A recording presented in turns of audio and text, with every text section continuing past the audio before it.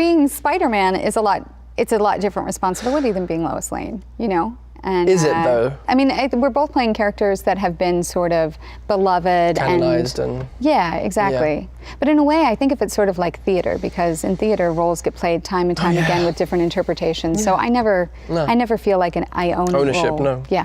None. Exactly. Me neither. Do you enjoy working in that universe? I mean, that's a very easy question or a hard question. I don't know. I think those are the only two. I did 2 of those films, and it was a very specific experience. And I imagine it'll be different every time. Those are the 2 big budget films I've done. Yeah. And it was its own thing. So I'm loath to judge that experience and kind of paint that whole. Of course. But there were great things about it. I got to work with incredible actors, a really great director. And they were really, really tricky. I was very young for a man. I was 25, 26, and I felt young in retrospect. And I'd only done a few films, and I was feeling so like in the right place. Yeah.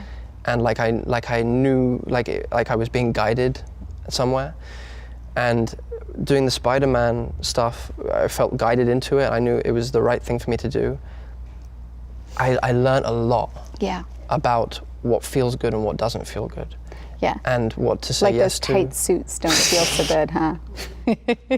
That's just, you're just scratching the surface. I know, I know. I understand. But so it's like, and I was thinking about that today actually. I was young, and I think it's a difficult, you know, not as young as someone like, you know, the young guy playing it now, Tom Holland, who's a fantastic actor, by the way.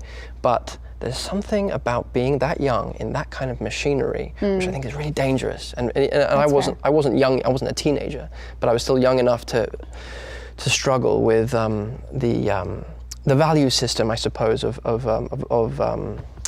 corporate America. Really, it's really a corporate enterprise mostly. Yeah. That's the you're doing something in service of something. You know what I mean? Like the character is serving the story or serving a canon, as opposed to all of that serving the. This is how I feel. Serving the character. Do you know what I mean? So like. Right. Like that's the tricky thing with Lois that I find is that I feel like I love playing her. I love everyone I work with. But sometimes it's tricky because I feel like she's in service of the story instead of the story serving the character. Okay. And I think that sometimes can be tricky when you show up and you really want to retain a character and you have to serve a story. But I mean, does that make sense? I think so, yeah. In a perfect universe, they all work together. That's what I was about to say. I always want to service the story. Sure, yeah, right. But I want to feel supported as in the character as well. Absolutely. Yeah. And they are one and the same thing. Yes. But I can see how what I said sounds. No, but I think wrong. I think it's clear though now. But I think there is something that happens in those. I don't know what your experience was, but my experience is something that happens. That's something that happened with that experience for me, where it was story and character were actually not top of the priority list ultimately. Got it. Yeah. And I found that really tricky. I signed up to serve the story and to serve this incredible character that I've been dressing as since I was 3. Yeah. And then it gets compromised and it breaks my heart. I got heartbroken a little bit to a certain degree, not entirely. No, but I totally, you know I get. Oh, sure. I've signed on to things for one reason and they've turned into something else, and it's always a little heartbreaking because you have to let go of that ideal. I mean, it's kind of part of growing up, right? I think so. Yeah. You sort of sign on for one thing and then you realize it's something else, and you have to mature through that and come out with something learned for the next thing. But then does it make you even ever more discerning about what you can go to work on and where and how? I think having my daughter did that, because if I'm going to be away from her, it has to count. It has to count. Oof. And I think I didn't realize that soon enough, having her, and I feel like I work too much. I love everything. I don't regret the work, but I regret the time missed. But I kind of thought, I don't know what I was thinking. I don't know.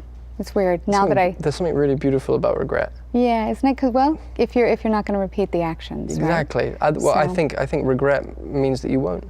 Yeah. If you accept, there are people who said no regrets. I had a friend who's a tattoo artist. No regrets. And someone came in with a no regrets tattoo, And she came in and said, I need you to remove this tattoo. Aww. And he was like, I can't. I can't. Aww. Do you understand why I can't? And she was like, no. Well, yeah. Kind of no regrets, so I kind of just leave it on there. Yeah, exactly. It's kind of, but it's like, yeah. I don't really abide by that.